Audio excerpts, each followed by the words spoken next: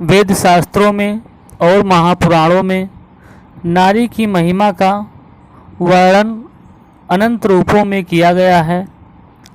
नारी से ही इस सृष्टि की रचना हुई है और नारी के अंदर त्याग, सहनशीलता बहुत ही अधिक है। तो आइए आज एक ऐसे ही पतिव्रता नारी की बारे में एक पौराणिक कथा के बारे में जानते हैं। मध्यकाल में एक राजा हुआ करते थे जिनका नाम अश्वपति था। अश्वपति की एक बेटी थी जिसका नाम सावित्री था। तो सावित्री पहले छोटी थी, फिर धीरे धीरे बड़ी हुई और विवाह योग्य हो गई। जब विवाह योग्य हो गई तो सावित्री के पिता, जो कि एक राजा हैं अश्वपति, उन्होंने कहा कि बेटी, हमको कन्यादान करना है और अगर कन्यादान नहीं कर पाया तो ये एक निंदनीय कार्य होगा। तो इसलिए पुत्री, अपने योग्य कोई वर ढूंढकर हमें बता दो जिनसे हम आपका विवाह करवा दें और आपको हम कन्यादान कर दें। तो इस तरह से सावित्री ने वर की तलाश शुरू कर दी। तो खोजते खोजते सावित्री को सालवा देश के राजा के पुत्र सत्यवान को अपने पति के रूप में सावित्री मान चुकी थी और वो अपने महल में वापस आने के लिए चल दी थी। और यहाँ सावित्री के पिता अश्वपति से भगवान नारद वार्तालाप कर रहे थे। इसी बीच में सावित्री भी महल में आ जाती हैं। तो इस तरह से राजा से भगवान नारद कहते हैं, इसके पहले तो राजा अश्वपति अपने पुत्री से कहते हैं कि पुत्री, कोई वर आपने चुना? तो इस पर उनकी पुत्री कहती है कि पिताश्री, हमने सालवा देश के राजा के पुत्र सत्यवान को अपना पति मान चुकी हूँ और इन्हीं से अपने विवाह करूँगी। इस पर भगवान नारद कहते हैं कि विवाह करना सत्यवान से तो ठीक है, लेकिन इनकी आयु कम है।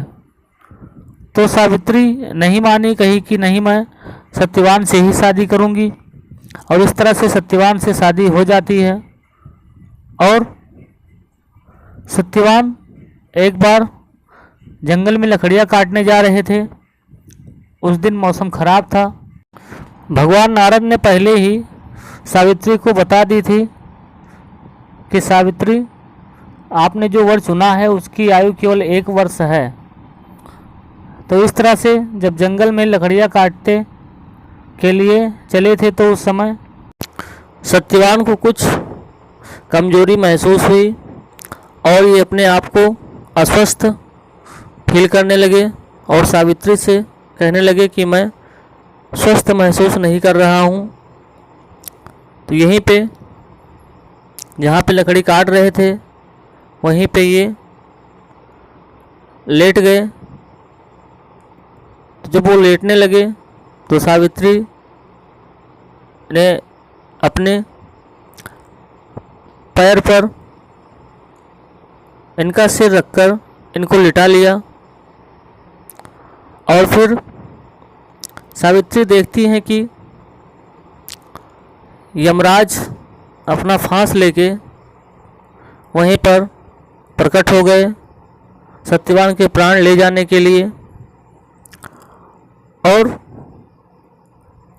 फिर एक ही पल में सत्यवान के प्राण यमराज ने अपने फांस में बांध लिए और सत्यवान के प्राण ऊपर ले जाने लगे। तो जैसे ही सावित्री भी एक पतिव्रता स्त्री थी तो अपने पतिव्रता धर्म की शक्ति से वो भी इनके पीछे पीछे जाने लगी। तो यमराज ने कहा कि आप मत जाओ, इसके बदले आप हमसे वरदान ले लो। तो सावित्री ने कहा कि मेरे पिता की आंखों में रोशनी आ जाए। यमराज ने कहा कि तथास्तु। फिर भी ये जाने लगी। तो फिर यमराज ने कहा कि कोई वरदान ले लो। तो फिर सावित्री ने कहा मुझे 100 पुत्र की प्राप्ति हो। तो इस पर यमराज ने कहा तथास्तु। और फिर यमराज सत्यवान के प्राण यमलोक ले जाने लगे। तो फिर सावित्री यमराज के पीछे पीछे जाने लगी। तो फिर यमराज ने सावित्री से कहा कि वापस लौट जाओ आप। तो इस पर सावित्री ने कहा आपने हमको 100 पुत्र होने का वरदान दिया है, और यदि आप हमारे पति को ले जा रहे हैं तो आपका वचन झूठा हो जाएगा। जब आप हमारे पति को लेकर चले जाएंगे यमलोक, तो मैं 100 पुत्र हमको कैसे होंगे। तो इस तरह से एक पतिव्रता स्त्री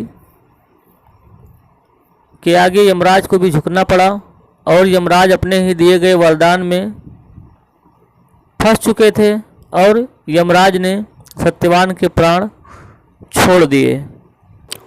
दोस्तों, अगर एक पतिव्रता स्त्री की पौराणिक कथा आपको अच्छी लगी है तो वीडियो को लाइक कर दीजिए, और इस पौराणिक कथा को और भी लोगों तक शेयर कीजिए। यदि आप हमारे चैनल पर नए हैं तो चैनल को सब्सक्राइब कर लीजिए, कि ताकि इसी तरह से पौराणिक कथाएं आपको मिलती रहें।